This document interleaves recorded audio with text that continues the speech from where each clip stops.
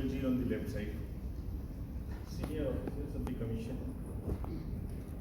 CEO of Chhattisgarh Arena, all the friends from media. आप सबको सबसे पहले नमस्कार, जोहार। आपके माध्यम से छत्तीसगढ़ के सभी वोटर्स को, सभी नागरिकों को कमीशन की तरफ से जोहार और नमस्कार।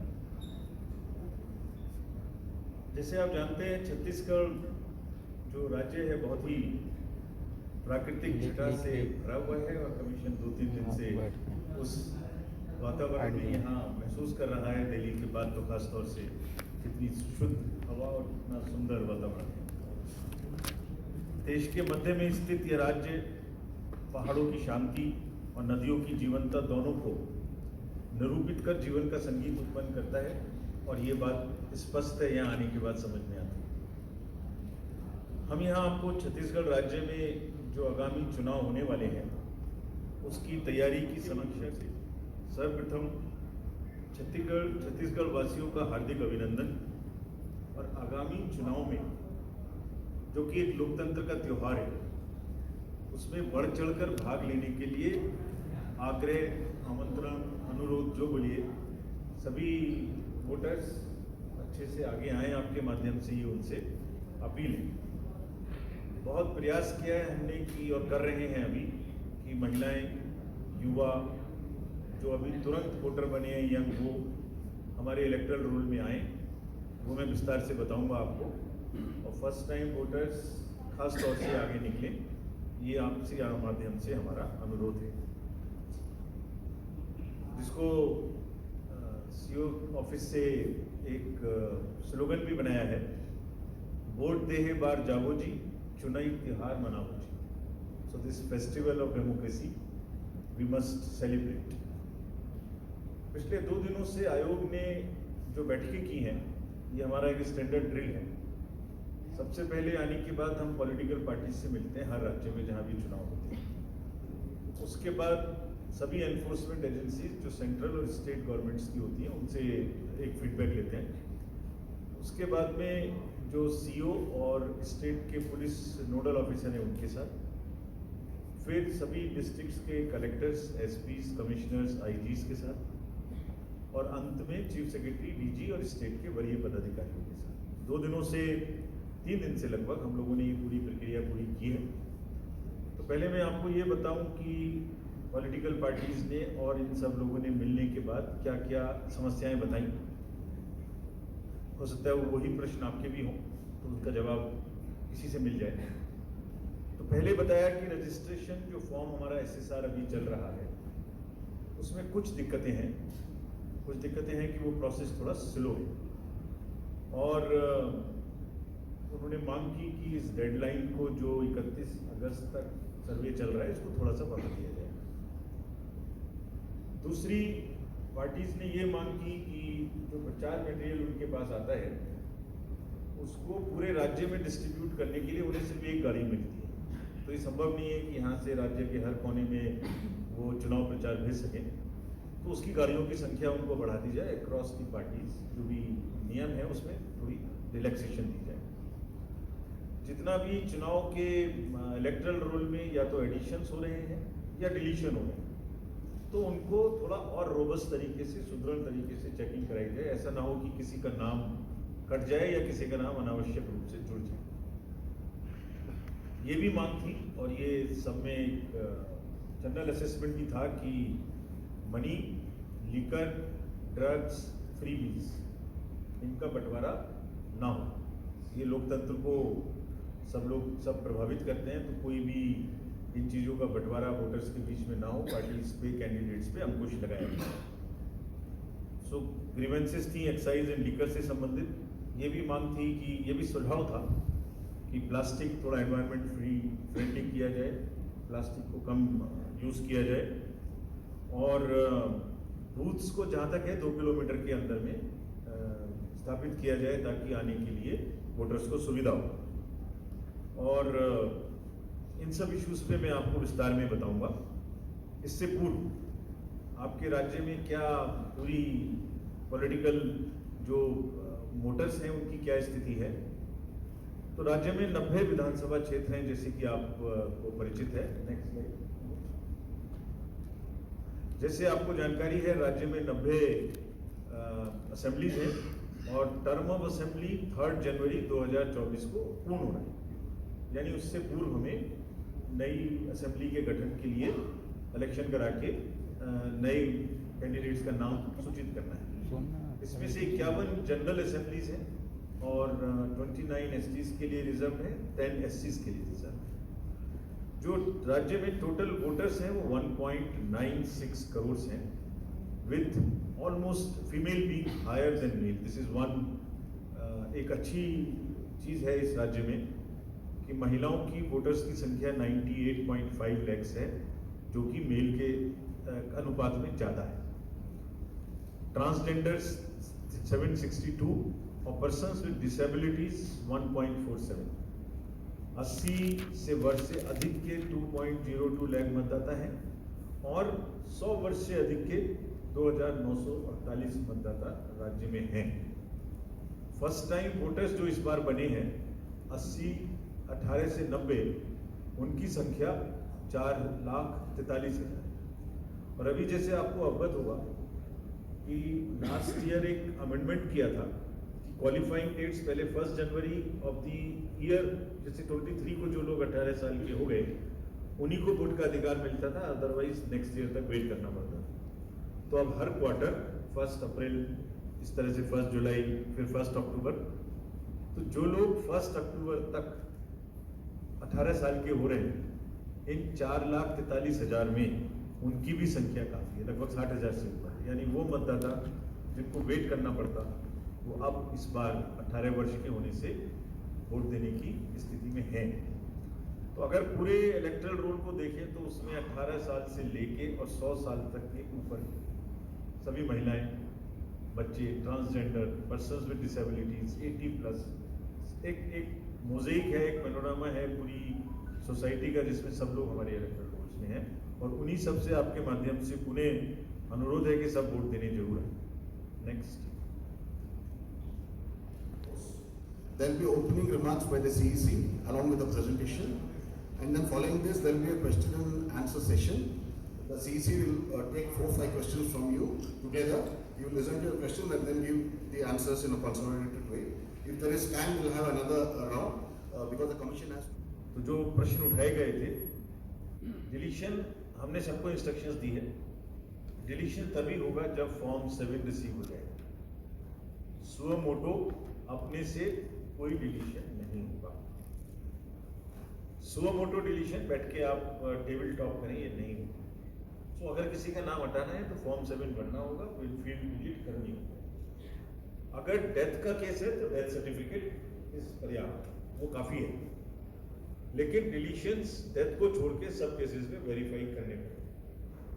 और 10% टोटल डिलीशन का जो कि रैंडमली पिक्ड होगा, वो भी फील्ड विजिट्स में वरीय पदाधिकारियों को दोबारा से वेरीफाई करना पड़ेगा। और जो किसी भी कॉन्स्टिट्यूएंसी में अगर डिलीशन की संख्या 2% से अधिक होती है तो उसके लिए ईआरओ को स्वयं चेक करना पड़ेगा। यानी this is a safe guard कि इलेक्शन ईयर में हम किसी का नाम ना काटें। लेकिन इसका मतलब ये नहीं कि नाम नहीं कट सकते, कटे। अगर नहीं है, लोग शिफ्ट कर गए, इधर उधर गए, लेकिन वो पूरी जांच के बाद फील्ड की जानने के बाद एआरओज और ईआरओज को, डीएम्स को इस विषय में इलेक्टरल रोल की काफ़ी डिटेल में इंस्ट्रक्शंस दी गई हैं। 2 अगस्त 2023 को ड्राफ्ट इलेक्टरल रोल्स का प्रकाशन कर दिया गया। यानी प्रकाशन का मतलब है कि जो भी एग्जिस्टिंग वोटर्स वोटर लिस्ट में थे उन सबका प्रकाशन वेबसाइट पे है, कोई भी देख सकता है। इसकी कॉपी भी सभी पॉलिटिकल पार्टीज को दे दी गई ताकि ट्रांसपेरेंटली वो देख लें, समझ लें कि किसी का नाम उनके हिसाब से गलत या सही तो नहीं है। और उसमें करेक्शन का टाइम अभी एसएसआर में चल रहा है। जैसे मांग आई थी तो अभी हमारा जो एसएसआर में फॉर्म लेने का समय था वो 31 अगस्त तक था। तो कमीशन ने सबको मांग को समझने के बाद, फील्ड स्टाफ से जानकारी लेने के बाद और शेड्यूल की नज़र रखते हुए इस डेट को 10 दिन बढ़ाने का निर्णय लिया है। तो अब फॉर्म्स देने की डेट 11 अगस्त तक बढ़ाई गई है छत्तीसगढ़ में। बाकी राज्यों में जो चल रहा है SSR उसी डेट में अभी चलेगा। डीओज, ऑल डीओज 11 अगस्त तक अब फॉर्म्स लेने की, 11 सितंबर, 31 अगस्त से 11 सितंबर, सो 11 सितंबर तक छत्तीसगढ़ में अब फॉर्म्स लिए जा सकते हैं, 10 डेज का एक्सटेंशन। और सभी डीओज को डायरेक्शन दी गई है कल की मीटिंग में कि वो इसकी डेट के अनुरूप जो भी फॉर्म्स मिल रहे हैं उनको डिजिटाइज कराएं, BLO के माध्यम से कराएं, NBFC के माध्यम से। जो पूरा का पूरा प्रयास है वो ये है कि इलेक्टरल रोल में जो भी छूट गए हैं लोग, तो उसको इंक्लूसिव भी बनाएं। कौन लोग हैं जिनकी भी बनने की, जो किसी कारण से नहीं बन पाए, तो जैसे राज्य में 5 primitive particularly vulnerable tribal groups हैं, अबू झुमरिया, कमार, पहाड़ी कोरबा, बिरहोर एंड बैगा। कमीशन ने प्रयास किया है कि इन सबको हम जहाँ तक है 100% अपने इलेक्टरल रोल्स में लेके आए, इंक्लूसिव बनाए, समावेशी बनाए। जो इनकी टोटल संख्या जो है वो 10 जिलों में ये लोग फैले हुए हैं और इनकी टोटल संख्या 1.86 लाख है, जिसमें से 1.15 लाख जो है वो 18 साल से ऊपर है और हम ऑलरेडी उसमें से 1.13 लाख को अपना वोटर बना चुके हैं और अभी समय है हमारे पास। तो हमारी प्रयास है कि हम इसको पूरा करें। इसमें से कुछ लोग LW एरिया में हैं, कुछ लोग दूसरे एरिया में हैं, लेकिन उनको वोटर बनाएं, उनको पूरे इस लोकतंत्र की भागीदारी में अपना हिस्सा देने का मौका दें। इसके लिए हम इसमें प्रयास करें। एक और नया प्रयास किया गया है कि अक्सर ऐसा होता है कि बेटियों का जो नाम है वो पिता के नाम से रजिस्टर होता है और शादी के बाद जब दूसरे जगह जाते हैं तो वो पति के नाम से चेंज होता है। तो ऐसी सूचना मिल रही थी कि बहुत जगह में वो पहले नहीं बनना चाहते, इसलिए कि जब बाद में जाएंगे तभी बनेंगे, नहीं तो नाम बदलना पड़ेगा। तो एक नया प्रयास किया गया है नववधु सम्मान समारोह। इसमें ऐसी जहाँ पर लो जेंडर रेशियो था उनमें खास तौर से प्रयास किया है और CO को इसके लिए पूरी टीम को हम लोग बधाई भी देते हैं। 61,683 न्यूली वेड विमेन को सम्मानित, मतलब उनका नाम एड्रेस करके हमने उनको वहाँ चेंज किया ताकि वो वोट दे सके। This is part of empowerment. महिलाओं का जब नंबर ज़्यादा है तो महिलाओं की भागीदारी भी वोटिंग में ज़्यादा होनी चाहिए और इलेक्टरल रोल को फॉर्मेट भरवाकर उनके नाम में चेंज हो जाए। और ये फिर से एक बहुत अच्छी इस राज्य की इंडिकेटर है कि रोल में जो जेंडर रेशियो है वो 1003, यानी महिलाओं की संख्या पुरुषों से ज़्यादा है। It's a very very healthy sign. नववधु सम्मान के बाद यूथ पर भी उतना ही फोकस है। इनके लिए स्पेशल आउटरीच प्रोग्राम चलाए गए। 90 इस जो हमारी असेंबली कॉन्स्टिट्यूएंसीज हैं उनमें से 110 में बिल्कुल नए जो अफसर्स हैं वो नवनियुक्त यूथ, उनको AEROs नियुक्त किया गया है और 4.43 लाख फर्स्ट टाइम वोटर्स हैं 18 से 19 साल में, जिसमें मैंने बताया आपको कि 60,000 वो हैं जो 1 अक्टूबर 2023 को 18 साल पूरा करेंगे। उनको पहले से ही हमने ले लिया और ये भी व्यवस्था की है इलेक्टरल रोल में कि जो 17 से 18 वर्ष के बीच में है वो अपनी एप्लीकेशन पहले ही दे सकते हैं, हम उसको अपने पास रखेंगे और जब भी वो 18 साल के होंगे जिस साल में, वो जिस समय में, उसमें हम उनको ऑटोमेटिक, जब अभी SSR चल रहा है तो वो बच्चे जो वो यूथ जो अभी 18 नहीं हुए वो भी अपनी एप्लीकेशन, बट 60,000 तो डेफिनेटली वो हैं जो फर्स्ट टाइम मताधिकार कर पाएंगे और वो इसलिए कर पाएंगे क्योंकि एक्ट में लास्ट टाइम हम लोगों ने एक अमेंडमेंट कराया। Now from voters moving to the polling stations, total polling stations की संख्या राज्य में 24,109 है और लगभग 815 voters average, but in any case किसी भी बूथ पर 1500 से ज़्यादा वोटर नहीं हो सकते। अर्बन एरिया में 4,800 और रूरल एरिया में 19,256। जो यूथ मैनेज्ड बूथ्स हैं वो 90 हैं और टोटल विमेन मैनेज्ड बूथ्स, हर बूथ का पूरा पार्ट विमेन के द्वारा मैनेज्ड हो, including security forces. This again commission ने हर राज्य में ये कोशिश की है कि वुमेन की भागीदारी ज़्यादा ना हो, खाली उनकी एम्पावरमेंट भी इसके माध्यम से एक स्टेटमेंट भी हो कि पूरा का पूरा बूथ वो मैनेज करेंगे, पुलिस फोर्स भी वही रहेगी। और इसी प्रकार से पर्सन्स विद डिसेबिलिटी, उसमें सारे जो हमारे स्टाफ होंगे वो सब persons with disability, they will welcome you there. वो सिर्फ 90 बूथ्स ऐसे होंगे जो पीडब्ल्यूडी के द्वारा मैनेज होंगे और 50% booths we will do webcasting. Webcasting means there would be the process of voting will be viewed in 50,000 booths across the state. सभी जो एनवायरनमेंट है और जो एक्सपीरियंस है वो काफ़ी सुखद हो, इसके लिए जो कुछ मैंने आपको बताए थे 900 बूथ संगवारी मतदान और आदर्श मतदान, वो इस तरीके के बने। ये आपके माध्यम से इसलिए दिखा रहे हैं कि लोग त्यौहार के समय में जब ये आएगा समय तो इन फोटो को देख के थोड़ा और उत्साहित हों और आएँ। नेक्स्ट, सभी पोलिंग स्टेशंस पर एश्योर्ड मिनिमम फैसिलिटीज यानी न्यूनतम सुविधाएं रहेंगी, जिसमें टॉयलेट्स, ड्रिंकिंग वाटर, पोल वॉल्यूंटर, बाथरूम, व्हीलचेयर, हेल्प डेस्क, वॉल्यूंटर और पर्सन्स विद डिसेबिलिटी के लिए रैंप। ये सब सुविधाएं हर पोलिंग स्टेशंस पे उपलब्ध रहेंगी 100%।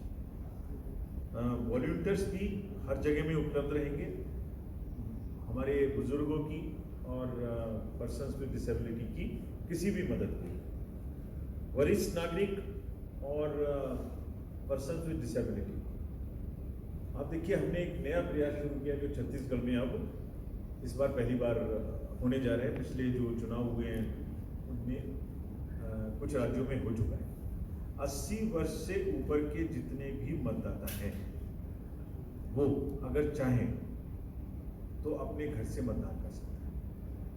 उनको ये सुविधा प्रदान की जा रही है इस बार छत्तीसगढ़ के उसमें। नॉमिनेशन के बाद 5 दिन के अंदर एक फॉर्म 12D है, उसको वो भरें, तो उसके बाद में हमारी टीम उनके घर में जाके पोलिंग कराएगी, उनका पोलिंग देगी। और यही सुविधा पर्सन्स विद डिसेबिलिटीज को भी उपलब्ध है, जिसकी भी 40% से ऊपर डिसेबिलिटी है, उनको घर जाके वोट लेने का हमने नया कमीशन ने प्रयास किया है और ये बड़ा सफल रहा है पिछले 8-10 इलेक्शंस में जो हुए हैं। हालांकि ये बात भले ही यूथ और अर्बन एरिया में ना लगती हो, लेकिन बुजुर्ग और पर्सन्स विद डिसेबिलिटी अभी भी बूथ पे आना ज़्यादा पसंद करते हैं। उन्हें लगता है कि हमारे लिए एक ये फेस्टिवल है, वहाँ जाएंगे, लोगों से मिलेंगे, बातचीत करेंगे। तो अभी भी भारी संख्या में उत्साह है, ये जो पिछले राज्यों में चुनाव हुए उनमें सामने में बात आई है। So we welcome and it is our duty that जितने भी बुजुर्ग हैं उनको हम खास तौर से एक रिस्पेक्टफुल, ये हमारा एक्सप्रेशन है उनके लिए कि हम उनके पास जाके उनका वोट लेंगे। फ्रेंड्स, बहुत से स्थान ऐसे हैं छत्तीसगढ़ में जो थोड़े दूरस्थ इलाकों में हैं, तो 112 बूथ ऐसे हैं जो नॉन मोटरेबल भी हैं। उनमें से कुछ की हमने पिक्चर्स आपको दिखाई हैं।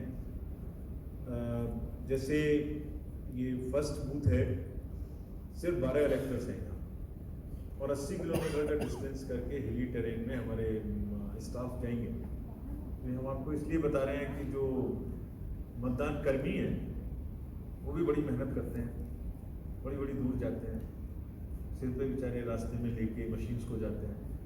तो वोट देने के लिए भी लोग आए, ये इसके लिए हम एक पर्सन का बूथ लेने भी टापू पर लोग हमारे यहाँ जाते हैं चुनाव आने से, 15,000 फीट की ऊंचाई पे भी। तो ये उसी क्रम में जो सेकंड रो है 143 है, इसमें से 5 इलेक्टर हैं और 120 किलोमीटर का डिस्ट्रीब्यूशन है। और और जिसमें 15 किलोमीटर ट्रैवल करके लोग जाएंगे। इसी तरीके से लास्ट वाला है, ये गुरु Ghasidas national reserve forest area में बूथ है जिसमें 23 सेलेक्ट है। नेक्स्ट आप और देखेंगे अगर इसमें तो बस्तर में इसी प्रकार से जो ये बूथ्स हैं इनमें काफ़ी दूरी में चल के हमारे स्टाफ वहाँ पहुँचेंगे। Friends, after showing you the remote polling stations, let me come to the technology. जैसे फ्रीबीज, निकर, कैश, इसके लिए रोकने के लिए हमें सभी नागरिकों की भी मदद चाहिए। सह समय सूचना चाहिए कि अगर कहीं भी कोई इस तरीके की चीज़ हो रही है तो आप हमें बताएं।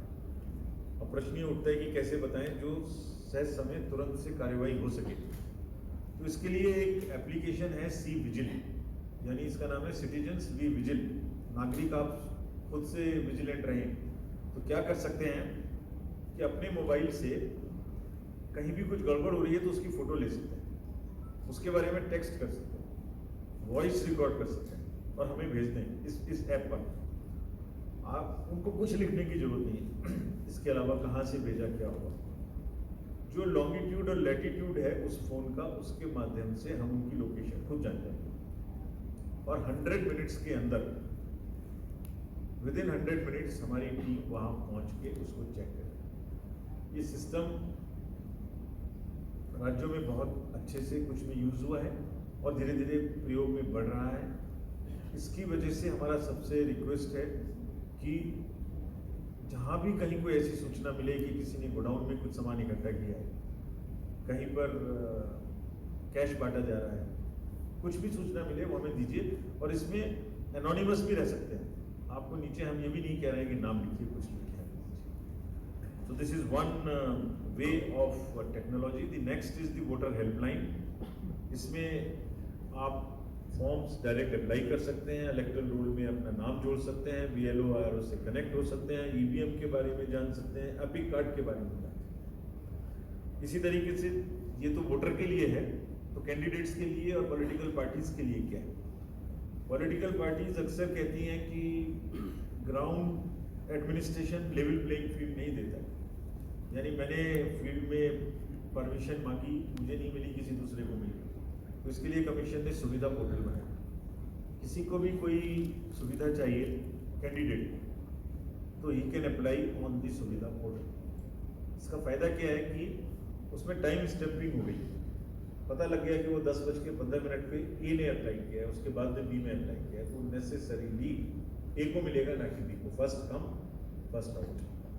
तो ये इसमें जितनी भी सुविधाएं, गाड़ी की परमिशन, फील्ड्स की परमिशन, ग्राउंड्स, जो भी सुविधाएं हैं वो सुविधा पोर्टल ऐप से कैंडिडेट्स ले सकते हैं। और इसी तरीके से एक एप्लीकेशन है, ये भी आपके माध्यम से हम अपने पर्सन्स विद डिसेबिलिटीज़ को बताना चाहते हैं, खासतौर से सक्षम है। आपको किसी भी पर्सन विद डिसेबिलिटी को बूथ पर कोई वॉलंटियर चाहिए, कोई व्हील चेयर चाहिए, कोई भी सुविधा चाहिए, वो इससे बुक भी कर सकते हैं और अपना रजिस्ट्रेशन तो कर ही सकते हैं, इसमें कोई दिक्कत की बात नहीं। अनदर वेरी इंपॉर्टेंट है जो आप सबको मेरा रिक्वेस्ट होगा कि थोड़ा इसको प्रचार करें तो अच्छा रहेगा, नो योर कैंडिडेट। यानी आपका जो कैंडिडेट आपके यहाँ से चुनाव लड़ रहा है वो, उनके बारे में क्या जानना है, वो कितनी बार चुनाव लड़ चुके हैं, क्या उनके एसेट्स हैं, क्या उनकी लायबिलिटीज़ हैं, कोई क्रिमिनल केस तो नहीं है, कोई गुनाह पहले तो नहीं किया है, कोई केस तो नहीं चल रहा है, सबकी सूचना उनको इसमें देना मस्ट है, उनका एफिडेविट। तो आप सारा का सारा because this is in continuation of the philosophy that it is the right of the voter to know about the candidate. और अगर किसी कैंडिडेट का कोई क्रिमिनल बैकग्राउंड है, उनके ऊपर कोई केस, तो उनको 3 बार न्यूज़पेपर में पब्लिश भी करना है प्रोमिनेंटली, और वो भी आप एप्लीकेशन में देख सकते हैं डिटेल में। तो इसको अपने कुछ अच्छाइयाँ हैं, किसी की कोई भी चीज़ है, सब अपने कैंडिडेट्स का आप तुलनात्मक अपनी कॉन्स्टिट्यूंसी के सभी कैंडिडेट्स का तुलनात्मक आप एक असेसमेंट कर सकते हैं अपना मत बनाने के लिए दिमाग में कि किसको बोलते हैं। तो this is a very very powerful tool कि आपको उनके बारे में जानकारी मिले, और अगर किसी का क्रिमिनल रिकॉर्ड है तो वो अखबार में और टेलीविज़न में 3 बार उसकी सूचना जरूर दें। फ्रेंड्स, नाउ मैं अब इंड्यूसमेंट्स रिलेटेड चीज़ों पर आ रहा हूँ। तो स्टेट में जो बॉर्डर चेक पोस्ट है, बहुत जगह से बॉर्डर लगता है स्टेट का, तो पुलिस की 23 चेक पोस्ट हैं जो हम लोगों ने अभी रिव्यू की हैं पिछले 2-3 दिन में। एक्साइज डिपार्टमेंट की 31, ट्रांसपोर्ट की 16, स्टेट फॉरेस्ट डिपार्टमेंट की 35, टोटल 105 चेक पोस्ट है। मुद्दा उठता है कि चेक पोस्ट तो हैं, लेकिन इन चेक पोस्ट पर कारगर कार्रवाई कितनी है, CCTVs हैं कि नहीं है, सीजर्स हैं कि नहीं है, चेकिंग है कि नहीं है। तो इसके बारे में सबको बहुत स्ट्रिक्ट हिदायत दी गई है कि ये इमीडिएटली ऑपरेशनल हो और इफेक्टिव बने। तो जो रिव्यू किया हम लोगों ने सेंट्रल और स्टेट एजेंसीज ने, इसमें state police, state excise, central GST and custom, state GST, directorate of revenue intelligence, CISF, CRPF, income tax department, ED, bureau of civil aviation. ये क्यों जरूरी है सिविल एविएशन, मैं आपको अभी बताऊंगा। Airport authority, state civil, reserve bank of India, state level committee, railways, forest, state department. क्यों इन सब की जरूरत है और इनको क्या क्या करने के लिए कहा गया है? तो इन सबको कहा गया है कि एक तो सभी जो एजेंसीज हैं वो साइलोज में काम ना करें, एक दूसरे के साथ कोऑर्डिनेशन में काम करें, सूचना का आदान प्रदान करें। लीकर, कैश, फ्रीबीज और ड्रग्स, चाहे वो स्टेट की एजेंसी हो चाहे सेंट्रल की एजेंसी हो, इसको टोटल टाई अप करें यहाँ से। कैश का मूवमेंट, लीकर, फ्रीबीज, ड्रग, ये किसी भी सूरत में इंड्यूसमेंट के फॉर्म में यूज नहीं होने चाहिए। चेक बेस पर CCTVs के साथ मॉनिटरिंग शुरू करेंगे। बहुत सारी प्राइवेट एयर स्ट्रिप्स हैं, 2 प्राइवेट एयर स्ट्रिप्स हैं, हेलीपैड्स। तो जो CISF के अंडर में चेकिंग है वो सिर्फ 2 या 3 जगह में की है जो उसके अंडर में है। तो जितनी भी प्लेन या हेलीकॉप्टर्स प्राइवेट या चार्टर्ड अब से शुरू होकर चुनाव में आएंगे तो उनकी भी चेकिंग की व्यवस्था होनी चाहिए। ऐसा नहीं कि CISF नहीं है तो वो कुछ भी सामान ला सकते हैं और यहाँ फ्रीली डिस्ट्रीब्यूट कर सकते हैं। तो this SOP will get issued in next 3-4 days. जैसे ही वहाँ से चलेंगे, जहाँ से भी परमिशन की कॉपी, एयर ट्रैफिक कंट्रोल से सूचना, कहाँ से चले, कितने समय पहुँचेंगे, और उसकी चेकिंग और उसकी जांच का इंतजाम के बारे में डिटेल्ड SOP इशू होगी और ये लागू होगा। ये भी निर्देश दिया गया है कि जब ये काम करें तो ऐसा नहीं है कि एक्साइज में बहुत छोटे छोटे लोगों को पकड़ें और केस क्रिमिनल दिखाएं और नंबर बढ़ जाए। इसमें जो लोग यहाँ किसी भी तरीके से ऑर्गेनाइज्ड या बड़े लोग क्राइम में हैं इन्वॉल्व, वहाँ भी इलेक्शन से रिलेटेड जितनी एक्टिविटी है वो प्रभावित करने के लिए ना बढ़े, इस पर खास तौर से ध्यान दें। एयर स्ट्रिप्स मैंने बताया आपको, जो बिलासपुर, जगदलपुर और 20 हेलीपोर्ट्स, इन पर खास तौर से ध्यान रखेंगे। SLBC और RBI को इंस्ट्रक्शन दी गई हैं कि जो कैश लेके उनकी वैन्स जाती हैं, जो ATMs में पैसा भरने जाती हैं या चेस से लेके दूसरी जगह जाती हैं, तो ऐसी सूचना कहीं कहीं मिलती थी कि उसी का इस्तेमाल लोग करते हैं कैश के मूवमेंट। लगता है कि ये बैंक का पैसा लेके जाए, उनको स्पष्ट निर्देश दिया गया है कि वो किसी भी सूरत में बिना डिटेल्स के उसको लेके नहीं बढ़ेंगे, कहाँ से चेस से पैसा निकला, कहाँ जा रहा है, ये नियम भी है उनका। और निर्धारित समय जो 5 बजे के बाद है, उसके बाद में उनका मूवमेंट नहीं होगा, यानी डे टाइम में करें। और ये बहुत सारी वैन्स प्राइवेटली कॉन्ट्रैक्टर्स की हैं, इसलिए उन पर ध्यान रखें और ऑफिस या फिक्स शेड्यूल के टाइम के अतिरिक्त मूव ना करें। तो ये भी एक इसलिए किया जा रहा है कि उसके डिस्गाइज में या उसको धोखे में लेके और इस्तेमाल ना किया जाए। सभी DMs एंड SPs को बहुत स्पष्ट इंस्ट्रक्शंस दी गई हैं कि सभी चेक पोस्ट पर और जो रूट्स हैं जैसे स्टेट्स के उन पर खास तौर से ध्यान रखेंगे। ये फॉर्म्स की डेट बढ़ाई है, मैंने आपको पहले ही बता दिया है। अब फाइनल रूल 4 अक्टूबर को पब्लिश होगा। डेट 11 सितंबर 2023 तक बढ़ी रहेगी और डिलीशन एडिशन जैसे मैंने पहले बताया इसको पर्सनली वो लोग देखेंगे। Contractual employees will not be used during the election process. This is another direction given to him. जो पॉलिटिकल पार्टीज ने मांग की थी कि हमारी गाड़ी को थोड़ा बढ़ा दीजिए नंबर, तो वो 1 से बढ़ा के कमीशन ने निर्णय लिया है कि उसको 4 किया जाए। 4 गाड़ियाँ उनको मिलेंगी जिससे वो अपने प्रचार, ये सभी नेशनल पार्टी जो स्टेट पार्टीज को जो नियम है सबको बराबर मिलेगी। उसके बाद में सोशल मीडिया अपने आप में एक काफ़ी बड़ा उपयोग भी है और दुरुपयोग भी है। जहाँ वोटर्स की पार्टिसिपेशन बढ़ाने का यूज़ है, वो उसका अवेयरनेस क्रिएट करना है, वो उपयोग है। और जहाँ झूठी खबरें, फेक न्यूज़ फैलानी है, वो दुरुपयोग भी। तो सभी डिस्ट्रिक्ट मजिस्ट्रेट्स एसपीज को स्पष्ट निर्देश दिए गए हैं कि वो अपने यहाँ एक स्ट्रॉन्ग सोशल मीडिया सेल बनाएंगे और अगर कोई भी फेक न्यूज़ अगर उसमें आए तो उसको रिस्पॉन्ड करेंगे, मतलब उसको पहले इंक्वायर करेंगे फिर रिस्पॉन्ड करेंगे। और अगर वो टोटली फेक है तो ये भी जानने की कोशिश करेंगे किसने ओरिजिनली फेक डाली और उस पर जो कानूनी कार्रवाई कर सकते हैं वो करें। यानी किसी भी नैरेटिव से, किसी भी गलत किस्म की अफवाह से चुनाव की प्रक्रिया को किसी भी सोशल मीडिया के माध्यम से खराब करने की प्रयास नहीं होना चाहिए, और अगर है तो उस पर वो सख्त कार्रवाई। नेक्स्ट,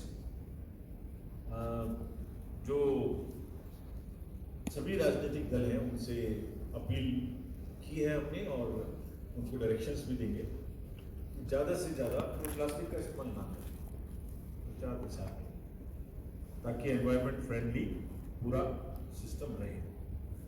ब्यूरोक्रेसी को सभी स्तर पर बहुत ही स्पष्ट निर्देश दिए गए हैं कि लेवल प्लेइंग फील्ड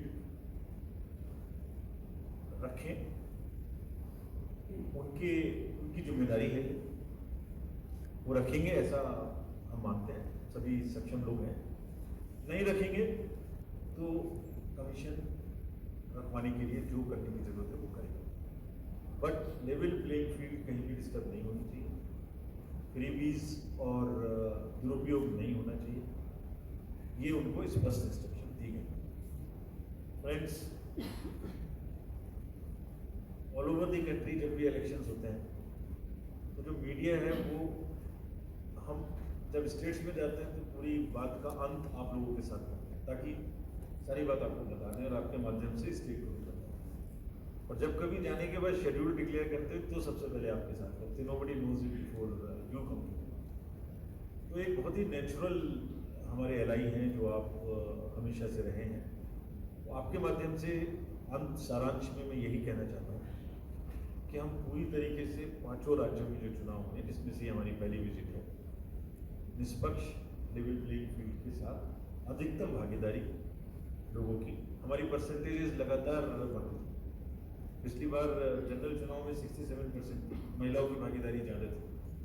इस बार भी जो 8-10 इलेक्शन उसके बाद हुए हैं उसमें भी परसेंटेज और महिलाओं का और सभी वर्ग का जो पार्टिसिपेशन है वो बढ़ रहा है। 80+, PWDs, ट्रांसजेंडर्स, ट्राइबल ग्रुप्स, सबका बढ़ रहा है। सो नहीं बढ़ रहा है तो हम कोशिश कर रहे हैं, जहाँ जहाँ परसेंटेज कम है वो एक प्लान भी चलाया है जिसमें जहाँ जहाँ डिस्ट्रिक्ट के एवरेज से कम परसेंटेज वाले बूथ्स हैं उन पर कलेक्टर साहब लोग स्पेशल प्रोग्राम चलाएंगे। जो असेंबली स्टेट के एवरेज से कम है उनमें भी स्पेशल चलाएंगे प्रोग्राम। सो ये जो चुनावी त्योहार वाला जो एक फेस्टिवल है उसमें आपके माध्यम से सब लोग वोटिंग करने आए। छत्तीसगढ़ का जो एक अपना स्थान है, जो गहन से जो मनोरम यहाँ एक जो प्राकृतिक दृश्य है, उस सबको मिला के एक बहुत ही अच्छा चुनाव यहाँ होगा। हमारी अपील है सबसे की सेवा है। धन्यवाद। Thank you sir. चुनावी खर्च के बारे में आपने, तो चुनावी खर्च में पार्लियामेंट के चुनाव में, असेंबली के चुनाव में, दोनों में कैंडिडेट्स की कितनी सीमा है अधिकतम वो निर्धारित है। उससे अतिरिक्त उसके लिए एक्सपेंडिचर ऑब्जर्वर्स लगाए जाते हैं, वो अकाउंट रखते हैं उसका, और उस अकाउंट को कई बार उसके समय सीमा निर्धारित है, उसको चेक करना। अगर कोई उसको एक्सीड कर जाए, इसका प्रमाण मिलता है, तो उनके खिलाफ कार्रवाई का प्रावधान है। ये तो पहली बात।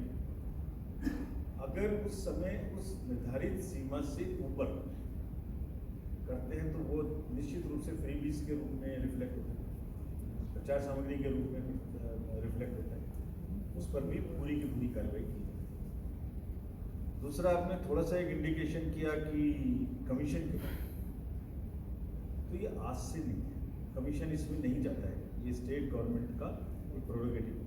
It is state after state, it is the various variety of factors, जिसमें कहाँ मीटिंग्स हैं, किस जगह में जाता है, और कमीशन सेंट्रल और स्टेट गवर्नमेंट से एक आर्म्स लेंथ रखता है। ये एक निर्धारित प्रक्रिया है, हम किसी भी सूरत में अपने आप को स्टेट या सेंटर के तंत्र से दूर रखते हैं। दूसरा, आपने पूछा क्या नया करने चाहिए, ये बड़ा इम्पोर्टेंट विषय है। तो सबसे पहले तो हम 80 से ऊपर जितने भी हमारे बुजुर्ग नागरिक हैं उनको घर से बोलते हैं। दूसरे, जो पर्सन विद डिसेबिलिटीज हैं उनको बोलते हैं, और इसके पीछे की धारणा आप देखें। कमीशन ये एस्टेब्लिश करना चाहता है कि समाज में जो बुजुर्ग हैं उन्होंने एक जहाँ तक हमें पहुँचाने में योगदान किया है, आज उन्हीं की वजह से हम यहाँ हैं। तो अगर हम उन्हें एक रिस्पेक्ट दे सकते हैं चुनाव के माध्यम से, तो वो मैसेज सब घर घर में जाए। और यही बात पर्सन विद डिसेबिलिटीज़ के साथ है, यही बात ट्रांसजेंडर्स के साथ है। आज सुबह हम लोगों ने एक रैली की, तो इट वॉज सो प्लीजेंट। उसमें हमारे person with disabilities there with us, जिनके पैर नहीं थे या पैर लगे थे 2 आर्टिफिशियल, उन्होंने 4 किलोमीटर हमारे साथ की। It was a great feeling. And similarly transgenders वहाँ थे, वो कह रहे थे आप किसी से बात करिए, चौराहे पे बात करिए से, कि अब हमें आगे आके वोटर बनने में, अपनी पहचान बताने में वो शर्म नहीं है जो पहले। This is what society needs to grow and do, and we are doing. दूसरे 60,000 मैंने बच्चों का नाम लिया जो कभी भी वोट नहीं कर सकते थे, क्योंकि वो 1 जनवरी 2024 को वोटर बनते अगर वो अमेंडमेंट नहीं करते। तो ये पहली बार हो रहा है कि 4 क्वालिफाइंग डेट की वजह से वो 60,000 बच्चे जो यूथ हुए वो इसमें वोट कर पाएंगे। Persons with disability, persons this particularly vulnerable tribal groups 5, जो काफ़ी हद तक विकास की प्रक्रिया से दूर रह गए या एम्पावरमेंट से दूर रह गए। This is again a statement, this is again our human face that we want our electoral roll to be pure, fully inclusive, समावेशी हो पूरी तरीके से, और उसमें हर वर्ग और हर जगह से हम वल्नरेबिलिटीज को दूर करें। नो योर कैंडिडेट ऐप, सुविधा है, technology driven, large number of things, that is what is verification house to house by the BLOs, that is what is happening. So जो सी विजिल है, हम आपसे मांग रहे हैं, हमारी जो चुनाव है उसमें आप देखेंगे जो पुराने सीजर्स हैं, वी एक्सपेक्ट कि हम उससे ज़्यादा कंट्रोल करेंगे। तो this is what is electoral roll समावेशी हो, प्योरेस्ट पॉसिबल हो, बूथ्स 2 किलोमीटर के अंदर में हो, फोर्सेज उसमें लगे, वॉलंटियर्स भी लगे, और रैम्प्स हो, परमानेंट सुविधा हो। ये नई नई चीज़ें करने का प्रयास है। दूसरा प्रश्न था आपका सुरक्षा उपाय के बारे में। सो और आपने बड़े सारांश में समय, परिस्थिति और काल तीनों को मिला दिया एक ही साथ। तो तीनों को देखते हुए, काल की तो बात मैं नहीं करता, लेकिन समय और परिस्थिति को देखते हुए जितनी भी फोर्सेस की आवश्यकता होगी वो यहाँ रहेंगी, और जो जो भागीदारी जिस एरिया की डेमोक्रेटिक प्रोसेस में होनी चाहिए उसके लिए हम पूरे प्रयास करेंगे। मैंने आपको बहुत दूरस्थ जो हैं वो पोलिंग स्टेशन इसीलिए दिखे, वो परिस्थिति को दिखाने के लिए ही दिखे, और जब समय आएगा तो उस समय पर वहाँ पर्याप्त सुरक्षा बल मौजूद रहेंगे। तीसरा प्रश्न आपने देश विदेश के ईवीएम्स के बारे में पूछा था। तो हमारे जैसे ईवीएम्स देश विदेश में किसी के पास नहीं है, वो अलग अलग पैटर्न है, अलग अलग टेक्नोलॉजी है, इसलिए कंपेरिजन मतलब दो क्या बोलूँ मैं, अब दो अलग अलग चीज़ों का कंपेरिजन करने से कोई नतीजा नहीं है।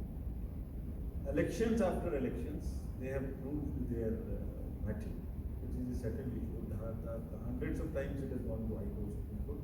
So this is not an issue on which we would like to think. किसी ने आपने फ्रेंड्स ने पूछा कि लेबर को हम पैसे दे दें क्योंकि उनको दूसरी जगह से पैसे मिलने पाते हैं। इट वॉज ए लिटिल, एक ऐसा क्वेश्चन है जिसमें मतलब इसका ये मतलब नहीं है कि हम किसी को पैसे देने के लिए वो छूट दें। इंड्यूसमेंट इज नॉट पॉसिबल, लेकिन जो लेबर है उस दिन का पेमेंट उसको जहां से भी मिल रहा है वो मिलने का कट नहीं सकता। उस दिन की दिहाड़ी या उस दिन की लेबर जो भी उसकी रेम्यूनरेशन है जहां भी वो काम करते हैं, if it is an organised sector the person who is employing will have to give them. It's a basically holiday with payment. जैसे सबको हॉलीडे मिलती है, जैसे गवर्नमेंट में है, ऑर्गेनाइज सेक्टर में है, सबको मिलती है, एंड इसमें प्रोविजन भी है। There is a section which says 135B of the representation, ये प्रोटेक्टेड है। BLOs कुछ जगह में नाम नहीं बाहर से आने पे ऐड करते हैं। जितने भी, ये बात आप इंडस्ट्रियल एरिया से रिलेटेड करें जहाँ तक मैं समझ पाता हूँ, जितने भी इंडस्ट्रियल एरिया है, कोई भी वोटर बनने के लिए एक निर्धारित प्रक्रिया है। Who is ordinarily resident of a place is entitled to become a voter.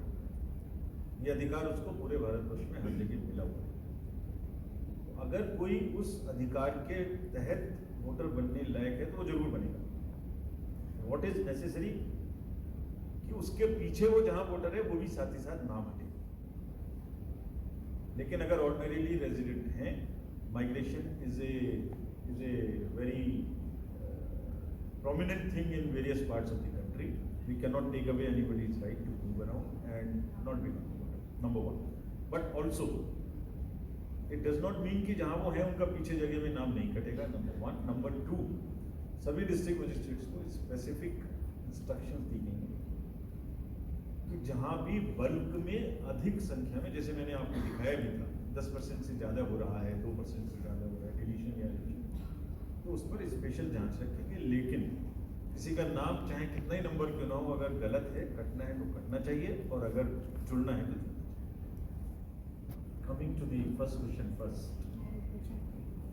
As I mentioned, the commission has appealed, which I mentioned in the last also, to all the voters of Chhattisgarh from whichever area they are to please come and participate in the festival of democracy. तो the area which you mentioned, the commission is taking all efforts through the district magistrates to enroll everyone, which also I showed you in detail as to how we are going to do the MBTGs, how we are going to do the others, and maintaining all ratios in those areas as well which you mentioned. Now, this has to be backed up by a sufficient deployment so that security also is maintained.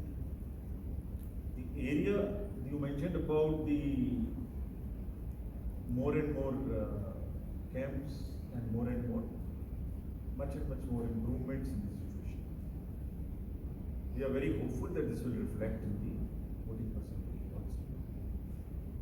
And the appeal of the commission would be for all the district magistrates and SPs and IGs, we have made it very, very clear that they need to do everything to facilitate the voters to come and participate and vote. The question of freebies which you asked. So, manifesto is the place from where freebies get announced.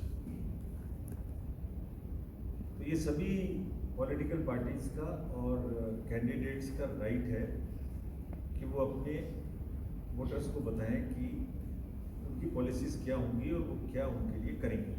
This is a part of the political process. Commission का मानना है कि voter का भी उतना ही right है ये जानने का कि वो कहाँ से करेंगे, कैसे करेंगे। ये कोई खाली लुभावना वादा तो नहीं है, बाद में पूरा ना होगा। इसमें कानून में जो आपने कहा कि ये लीगली क्राइम है, ऐसा अभी कानून में निर्धारित नहीं है। डेफिनेशन और उसके अभी मुद्दे हैं, इसलिए जब तक जो फ्रीबीज का डिस्ट्रीब्यूशन एज सच है उस पर हम फोकस कर रहे हैं। और ये जो कानूनी बात है इसमें मत हमारा स्पष्ट है कि ये वोटर का भी अधिकार है कि वो जाने कि कितना आप जो आपने जो हमें मैनिफेस्टो में लिखा है उससे कितने लोगों को कवर करेंगे, कितना कवर करेंगे, कितना खर्चा आएगा और वो कहाँ से आएगा। क्या वो खर्चा रेवेन्यू बढ़ा के लाएंगे या वो खर्चा किसी दूसरी स्कीम को काट के लाएंगे या कर्ज दे के लाएंगे राज्य के ऊपर। तो तीनों चीज़ों को होना चाहिए, but this is a process which is evolving. Commission has already circulated a letter and pro forma regarding this to all the political parties. It's a consultation which is going on. जो 3 साल से ऊपर के अफसर हैं उसके बारे में चीफ सेक्रेटरी और डीजी साहब को कहा गया है और उन्होंने दिया है